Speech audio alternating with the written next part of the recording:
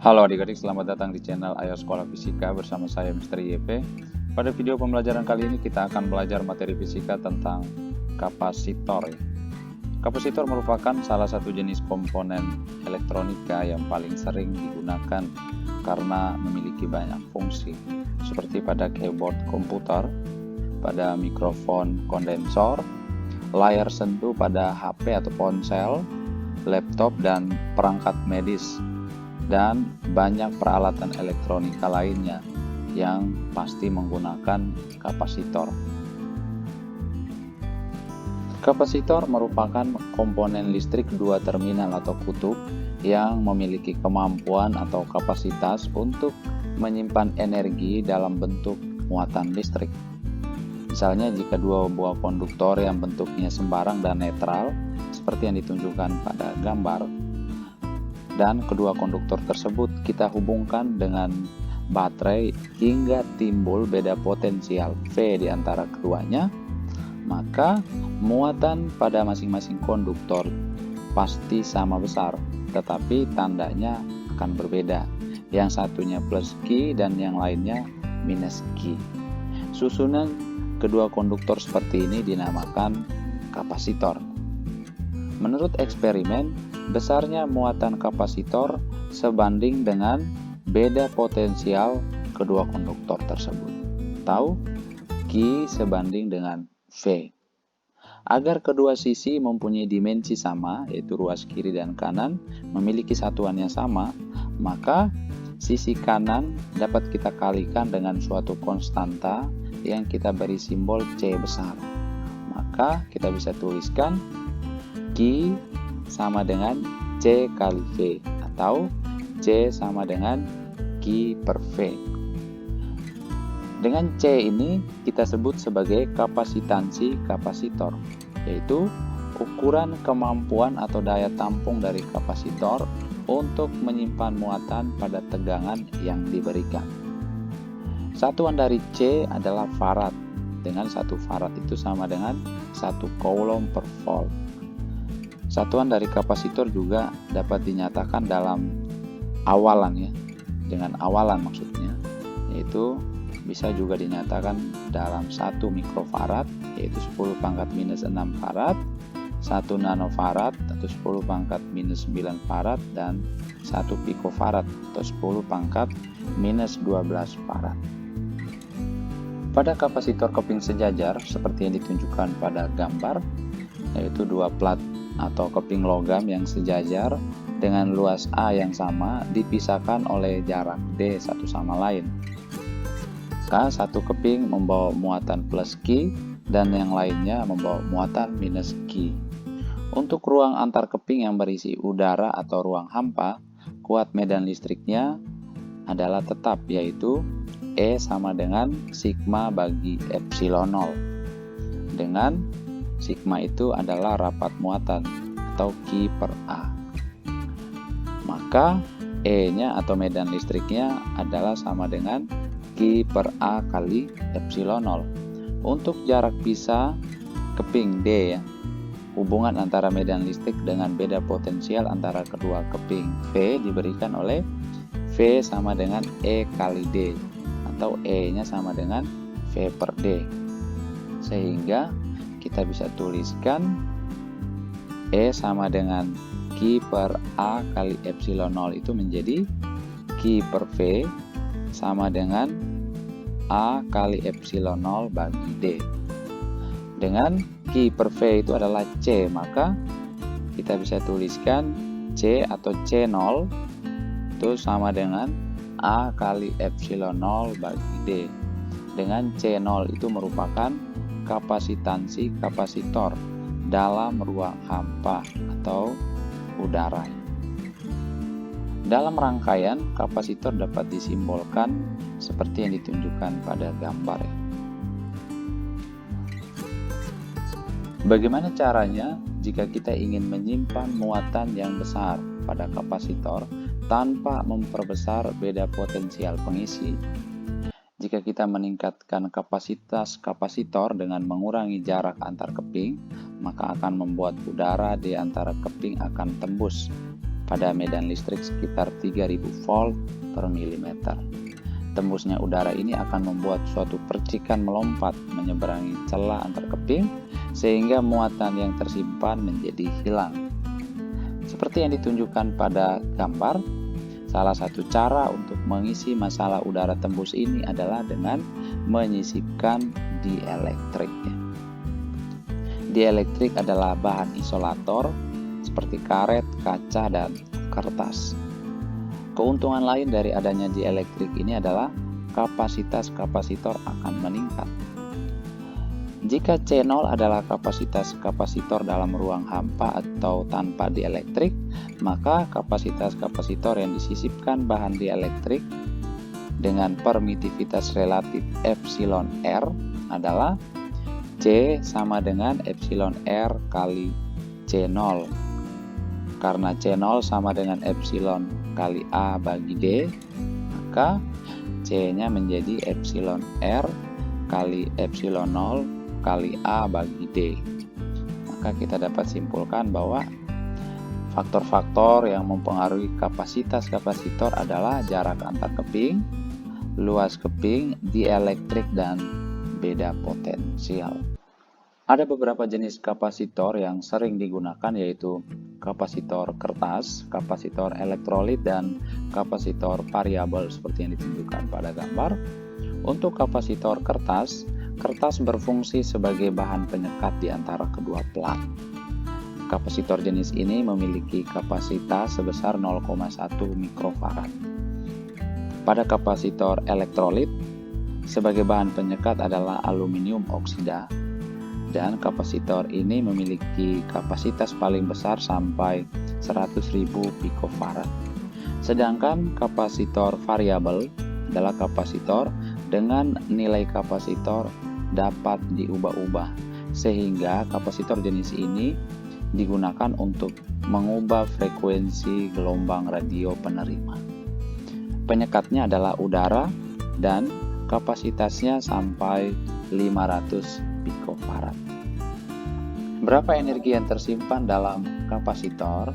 Misalnya kita anggap suatu kapasitor keping sejajar yang mula-mula tidak bermuatan sehingga beda potensial antar keping sama dengan 0. Jika kapasitor itu kita hubungkan dengan baterai sehingga muatannya mencapai muatan maksimum sebesar Q, dan kapasitor ini kita isi pelan-pelan sampai beda potensialnya menjadi Q per V. Karena beda potensial mula-mula adalah 0, maka beda potensial rata-rata selama pengisian muatan adalah V plus 0 bagi 2 atau V per 2. Karena V adalah Q per C, maka V per 2 sama dengan Q per 2C. Usaha yang dilakukan untuk mengisi muatan diberikan oleh W sama dengan Q kali V rata-rata. Maka W sama dengan Q kali V per 2 atau sama dengan Q pangkat 2 bagi 2C. Usaha yang dilakukan ini sama dengan energi potensial pada kapasitor. Dan karena Q sama dengan C kali V, maka energi yang tersimpan dalam kapasitor dapat kita tuliskan sebagai U sama dengan Q pangkat 2 per 2C atau setengah Q kali V atau sama dengan setengah kali C kali V pangkat 2. Beda potensial V sama dengan E kali D, atau E itu sama dengan medan listrik, dan C atau kapasitor dalam ruang hampa itu sama dengan epsilon 0 kali A bagi D, maka U dapat kita tuliskan sebagai setengah epsilon 0 kali A kali D kali E pangkat 2. Ini menunjukkan bahwa energi kapasitor tersimpan dalam bentuk medan listrik. Gambar menunjukkan grafik muatan listrik pada kapasitor dengan beda potensial pada kapasitor. Luas di bawah grafik Q dengan V ini merupakan besar dari energi potensial dalam kapasitor. Oke, kita akan masuk pada pembahasan soal. Kita lihat contoh soal yang pertama. Dua benda logam seperti yang ditunjukkan pada gambar memiliki muatan bersih sebesar 70 picocoulomb dan minus 70 picocoulomb yang menghasilkan beda potensial 20 volt. A. Berapakah kapasitansi sistem? B. Jika muatan diubah menjadi 200 picocoulomb dan minus 200 picocoulomb, berapa kapasitansinya? C. Berapa beda potensial ketika muatan sistem 200 picocoulomb? Untuk pertanyaan A, diketahui Q-nya sama dengan 70 picocoulomb dan beda potensialnya sebesar 20 volt. Maka kapasitansi sistem kita cari dengan menggunakan rumus C sama dengan Q per V atau sama dengan 70 picocoulomb bagi 20 volt sama dengan 3,5 picofarad. Jadi kapasitansi sistem sebesar 3,5 picofarad. Untuk pertanyaan B, jika muatan diubah menjadi 200 picocoulomb dan minus 200 picocoulomb, misalnya Q sama dengan 200 picocoulomb, kapasitansinya tidak akan berubah ya, karena kapasitansi tidak bergantung pada muatan. Maka C-nya tetap sama dengan 3,5 picofarad. Untuk pertanyaan C, berapa beda potensialnya? Untuk Q-nya itu 200 picocoulomb, maka kita gunakan rumus C sama dengan Q per V atau V sama dengan Q per C sama dengan 200 picocoulomb bagi C-nya 3,5 picofarad sama dengan sekitar 57 volt. Oke, kita lihat soal yang kedua. Keping-keping kapasitor sejajar memiliki luas 20 cm pangkat 2 dan terpisah pada jarak 1 mm. Epsilon 0 sama dengan 8,85 eksponen minus 12 coulomb per Newton pangkat 2 meter pangkat 2. A. Berapakah kapasitasnya? B. Ketika kapasitor dihubungkan ke baterai 25 volt, berapa muatan pada tiap keping? C. Baterai dilepaskan dan ruang-ruang antar kepingnya diisi bakelit dengan epsilon R sama dengan 5. Tentukan kapasitas, beda potensial, dan kuat medan listrik kapasitor itu. Oke, pada soal ini diketahui A-nya sama dengan 20 cm pangkat 2 atau sama dengan 20 kali 10 pangkat minus 4 meter pangkat 2. D sama dengan 1 mm atau 10 pangkat minus 3 meter. Maka untuk pertanyaan A, kapasitasnya adalah C0 sama dengan epsilon 0 A per D sama dengan 8,85 kali 10 pangkat minus 12 kali A-nya 20 kali 10 pangkat minus 4 dibagi 10 pangkat minus 3.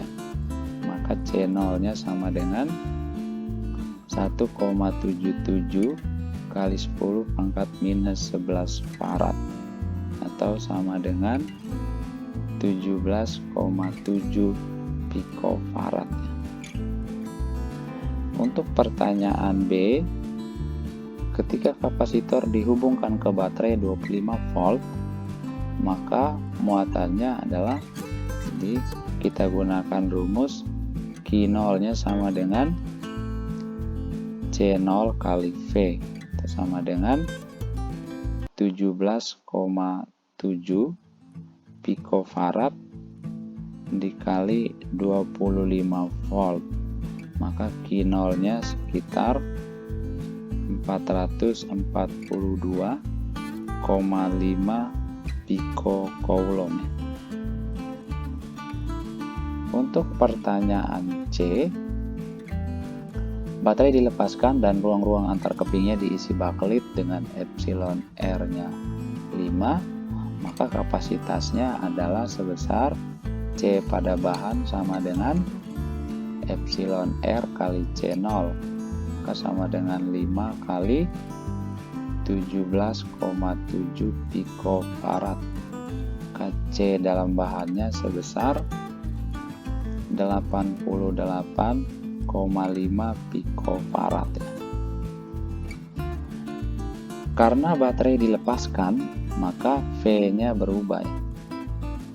V-nya berubah karena baterai dilepaskan.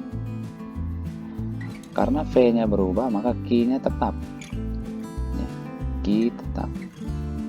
Berarti Q pada bahan sama dengan Q ketika diisi udara, yaitu Q0 sama dengan 442,5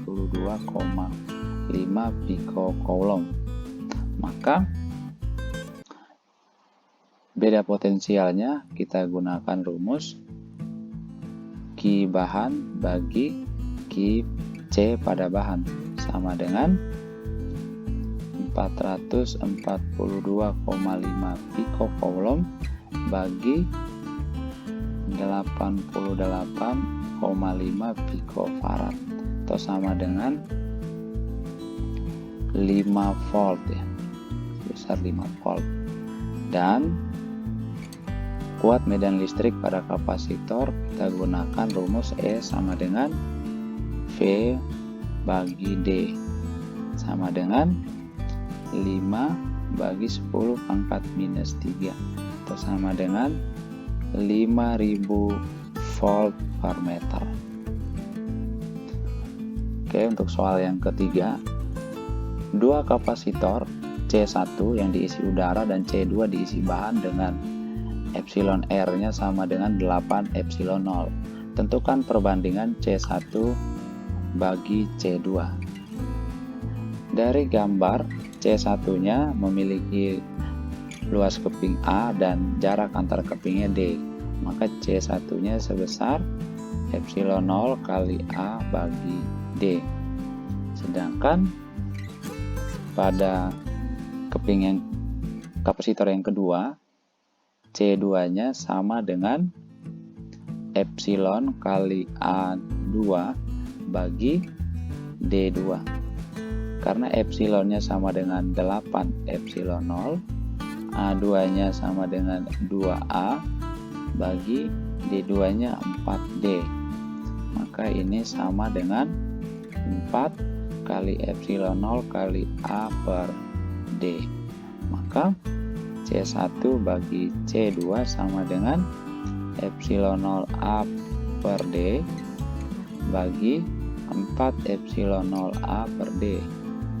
Maka sama dengan yang kita coret, jadi C1 per C2 sama dengan 1 per 4. Oke, kita lihat soal yang keempat. Sebuah kapasitor dengan ruang antar keping berisi udara dihubungkan dengan sebuah baterai sehingga memiliki muatan 100 mikrocoulomb tanpa melepaskan baterai. Ruang antar keping diisi minyak dan muatannya menjadi 150 coulomb. Tentukan konstanta dielektrik dari minyak. Pada soal diketahui Q0-nya sama dengan 100 mikrocoulomb. Dijelaskan tanpa melepaskan baterai, berarti beda potensialnya tetap, tetapi Q-nya berubah ketika diganti minyak ya. Maka dengan Q pada bahan itu menjadi 150 mikrocoulomb. Kita gunakan rumus C0-nya sama dengan epsilon 0 kali A bagi D. Karena C0 itu sama dengan Q0 per V0, maka kita bisa tuliskan Q0 per V0 sama dengan epsilon 0 kali A bagi D. Sedangkan jika diisi dengan bahan seperti minyak, maka kita tuliskan CB-nya sama dengan epsilon R kali C0 atau Q pada bahan dibagi dengan V pada bahan sama dengan epsilon R kali epsilon 0 kali A bagi D. Maka Jika keduanya kita bagi, kita dapatkan Q0 bagi V0 kali VB bagi QB sama dengan 1/epsilon R. Karena V-nya tetap, berarti ini kita bisa coret. Karena VB sama dengan V0. Ingat, baterai tidak dilepaskan. Maka kita bisa tuliskan epsilon R-nya itu sama dengan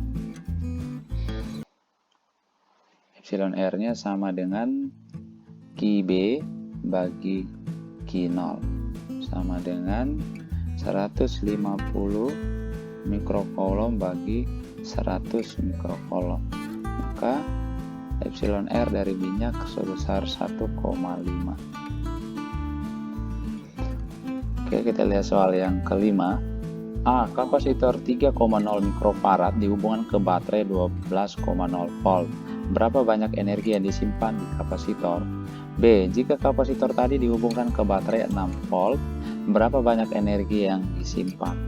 Untuk A, C-nya sama dengan 3,0 mikrofarad atau sama dengan 3 kali 10 pangkat min 6 farad. Dan V-nya sama dengan 12,0 volt. Berarti energinya U sama dengan setengah CV pangkat 2 atau sama dengan setengah kali 3 kali 10 pangkat minus 12 kali 12 kuadrat ya. Maka U-nya sebesar 2,16 kali 10 pangkat minus 4 Joule. Untuk pertanyaan B, jika kapasitor dihubungkan ke baterai 6 volt, berarti V-nya berubah. Nah, kalau V-nya berubah, berarti Q-nya tetap. V-nya berubah berarti Q-nya tetap ya. Maka kita bisa gunakan Q1 sama dengan Q2. Maka C1V1 sama dengan C2V2 atau C2-nya sama dengan C1V1 bagi V2 atau sama dengan 3 mikrofarad kali 12 bagi 6 ya, atau sama dengan 6 mikrofarad atau sama dengan 6 kali 10 pangkat minus 6 farad. Maka usahanya sama dengan setengah C2 V2 kuadrat atau sama dengan setengah kali 6 kali 10 pangkat minus 6 kali 6 pangkat 2. KU-nya sama dengan 1,08 kali 10 pangkat minus 4 Joule ya. Oke, untuk soal nomor 6, medan listrik homogen E sama dengan 3000 volt per meter ada di dalam daerah tertentu. Berapa volume ruang yang memiliki energi sama dengan 1 eksponen minus 7 Joule? Tunjukkan jawaban Anda dalam meter pangkat 3 dan liter. Pada soal diketahui E-nya sama dengan 3000 volt per meter. Sedangkan U-nya sama dengan 1,0 kali 10 pangkat minus 7 Joule. Kita gunakan hubungan U sama dengan setengah epsilon 0 kali A kali D kali E kuadrat ya. Sedangkan volume dari suatu ruang dapat kita tuliskan sebagai A kali D. Maka kita bisa tuliskan hubungan ini menjadi U sama dengan setengah kali epsilon 0 kali V ya, volume dikali E pangkat 2. Maka ini menjadi 10 pangkat minus 7 setengah kali 8,85 kali 10 pangkat minus 12 dikali volumenya dikali 3000. maka kita dapatkan V-nya sekitar 2,51 kali 10 pangkat minus 3 meter pangkat 3. Jika dinyatakan dalam liter, maka V-nya sama dengan 2,51 kali 10 pangkat minus 3 meter pangkat 3 dikali 1000 liter per meter pangkat 3. Maka dalam liter dinyatakan sebagai 2,51 liter. Oke, kita lihat soal yang ketujuh. Jarak kedua keping kapasitor adalah D. Ketika kapasitor itu menyimpan muatan listrik sebesar Q, kuat medan listrik di dalam kapasitor sama dengan E. Banyaknya energi yang disimpan kapasitor saat itu adalah, kita gunakan rumus U sama dengan setengah kali Q kali V. Ya. Karena V-nya itu sama dengan E kali D, medan listrik, dikali dengan jarak kedua keping, maka U-nya dapat kita tuliskan sebagai setengah kali E kali D, I-nya kita ganti E kali D kali Q, atau sama dengan E kali D bagi 2 kali Q. Jadi jawabannya